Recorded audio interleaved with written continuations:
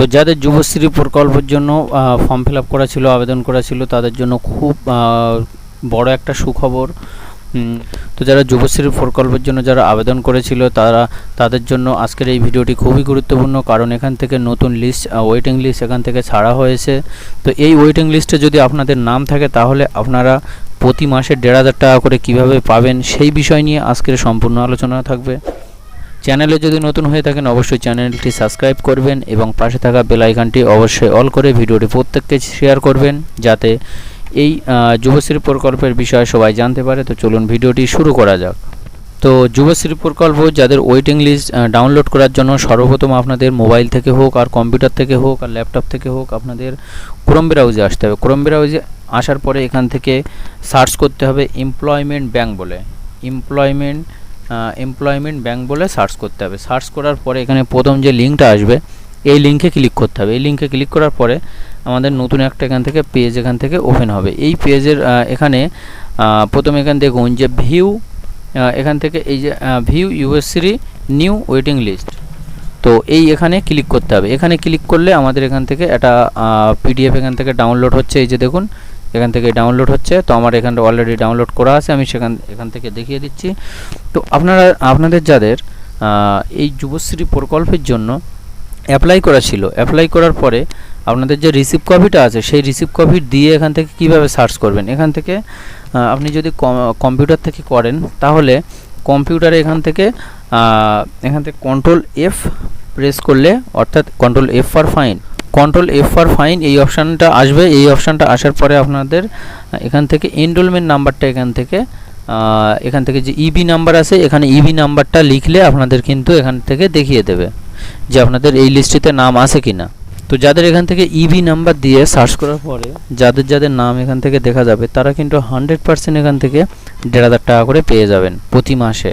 তো এখান থেকে সার্চ করবেন, দেখুন আমি এখান থেকে ইবি লিখছি 2013 এইভাবে লিখলে আপনাদের এইভাবে এই নামগুলো এখান থেকে দেখুন, এখান থেকে এই লিস্টটা এখান থেকে দেখা যাচ্ছে।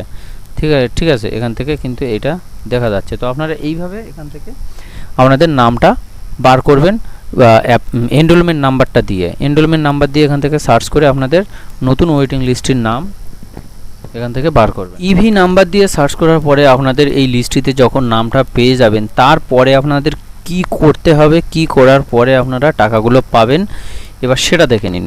তো এখান থেকে আপনাদের ওয়েবসাইটে আসতে হবে, যে যুবশ্রী ওয়েবসাইট আছে এই ওয়েবসাইটে এসে এখান থেকে প্রথমে এই নোটিশটা দেখতে হবে। নোটিশটা একটু ঘোলা মতো আছে, এখানে রেজুলেশন কম এই নোটিশটার, এই জন্য করে একটু ঘোলা মতো দেখাচ্ছে। তো আমি একটু জুম করে নেই। তো এখানে কী বলছে দেখুন, এত দ্বারা জানানো যাচ্ছে যে যুবশ্রী প্রকল্পের নতুন যে প্রতীক্ষার তালিকা। তো দেখুন এখান থেকে যে ওয়েটিং লিস্টটি কোথা থেকে পাওয়া যাবে এখানে নোটিশে সেটা বলা হয়েছে। তারপর এখানে আরও কী বলছে দেখুন যে এই তালিকায় অন্তর্ভুক্ত হয়েছেন তাদের আগামী 22/4/2025 হইতে 21/5/2025 তারিখের মধ্যে আবেদনপত্র এমপ্লয়মেন্ট ব্যাংক ওয়েবসাইটে সাবমিট এনেক্সার 1 লিঙ্কে অনলাইনে জমা করে যে প্রিন্ট আউট নিতে হবে। উক্ত এনেক্সার 1 প্রিন্ট আউট এনেক্সার 2 এর ব্যাংক পাসবুক এবং অন্যান্য প্রয়োজনীয় নথি যেমন Aadhaar card, voter card, ration card সহ আগামী 2/6/2025 থেকে 11/6/2025 তারিখের মধ্যে সংশ্লিষ্ট এমপ্লয়মেন্ট এক্সচেঞ্জ অফিসে ভ্যালিডেশনের জন্য জমা করতে হবে।